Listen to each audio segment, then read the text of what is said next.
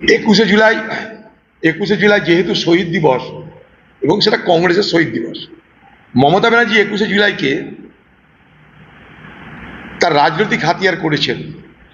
যে 21শে জুলাই শহীদ হবার ঘটনার দিন মমতা ব্যানার্জি বাংলার নেত্রী ছিলেন, সেই মমতা ব্যানার্জি সেই কংগ্রেসের শহীদদের ভাঙিয়ে ক্ষমতায় তো এসেছেনই, তারপর সেই কংগ্রেসকে খতম করতে তিনি ময়দানে নেমেছেন।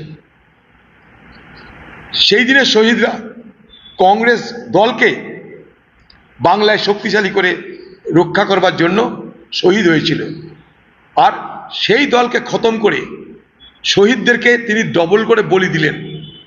2 নম্বর কথা, সেদিন যে 13টা যুবককে যে হত্যা হতে হয়েছিল, হত্যার লীলা চলেছিল কলকাতার বুকে, যারা যারা অভিযুক্ত অফিসার সকলে মমতা ব্যানার্জি সরকার বলে পুরস্কৃত হয়েছেন, প্রাইজ পেয়েছেন।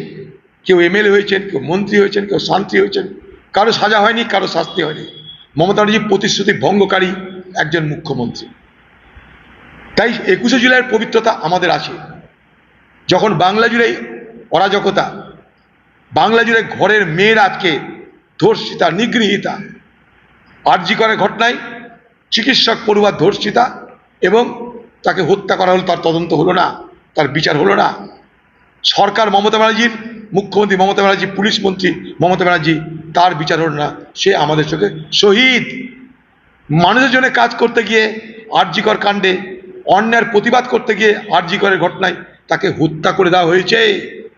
ঠিক একইভাবে কালীগঞ্জের ভোটের উপনির্বাচনের ভোটে 9 বছরের বাচ্চা তামান্নাকে তার বাড়িতে ঢুকে নৃশংসভাবে বোমা মেরে যারা হত্যা করেছে তারা রাক্ষস ছাড়া কিছু নয়, হায়ওয়ান ছাড়া তারা কিছু নয়। আমি তাদেরকে শহীদ বলতে চাই, তাদের জন্য বিচার চাইতে চাই আমরা। তাই আমরা উদ্যোগ নিয়েছি ওই 21শে জুলাই যেদিন মমতা ব্যানার্জি কলকাতায় প্রমোদ ভ্রমণ করে সেখানটায় তিনি পিকনিক করবেন, শহীদদের নামে পিকনিক করবেন, তারা নিজের দলের শক্তি দেখাবেন, ভোটের বাণী দেবেন, ক্ষমতায় আসার গল্প শোনাবেন। সেদিন প্রকৃত শহীদদের উদ্দেশ্যে আমরা অন্তত এ বাংলার আরেকটা প্রান্তে পলাশির প্রান্তরে আমরা আমাদের প্রতিবাদ জানানোর চেষ্টা করব।